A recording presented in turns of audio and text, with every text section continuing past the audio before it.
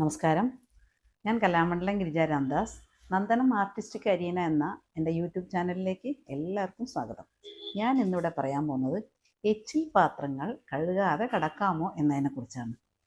നമ്മൾ ഭക്ഷണം കഴിച്ചാൽ എല്ലാവരും എച്ചിൽ പാത്രം കഴുകിയിട്ടാണ് ഇരിക്കുന്നത് അല്ലേ? പക്ഷേ ചിലർ സന്ധ്യയ്ക്ക്, അതായത് രാത്രി ഭക്ഷണം കഴിച്ചാൽ പല വീടുകളിലും എച്ചിൽ പാത്രം കഴുകാതെയാണ് കിടക്കുന്നത്. അല്ലെങ്കിൽ കുറച്ച് വെള്ളം ഒഴിച്ചു വിടും, കുറച്ച് വെള്ളം ഉള്ള പാത്രത്തിലേക്ക് അത് താത്തി വയ്ക്കും. അങ്ങനെ ഒരു മടി അല്ലെങ്കിൽ ഒരു അശ്രദ്ധ, അതാണ്. പക്ഷേ പണ്ടുള്ളവർ പറയാറുണ്ട്, ഈ എച്ചിൽ പാത്രങ്ങൾ കഴുകാതെ കിടക്കരുത് എന്ന്. അതിൻ്റെ കാരണം എന്തെന്ന് വെച്ചാൽ, ഈ കഴുകാതെ വെച്ചിരിക്കുന്ന എച്ചിൽ പാത്രങ്ങളിൽ ഈച്ചയും കൊതുകൊക്കെ വന്ന് ഭക്ഷണം കഴിച്ച് പിന്നീട് അതിൽ മുട്ടക്കെട്ട് വയ്ക്കും. പിന്നീട് ആ ഈച്ചകളും കൊതുകുകളും നമ്മൾ കിടക്കുമ്പോൾ നമ്മളെ ആക്രമിക്കും, അല്ലെങ്കിൽ നമ്മളെ കടിക്കും. അപ്പം നമുക്ക് മാറാരോഗങ്ങൾ വരും. അപ്പോൾ പണ്ടുള്ളവർ അതിൽ വളരെ ശ്രദ്ധിച്ചിരുന്നു എന്നുള്ളതിൻ്റെ തെളിവാണ്. അതുകൊണ്ടുകൂടിയാണ് ഈ എച്ചിൽ പാത്രങ്ങൾ കഴുകാതെ കടക്കരുത് എന്ന് പറയുന്നത്.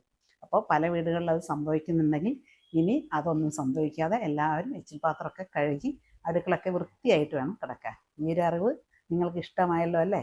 Thank you. നമസ്കാരം.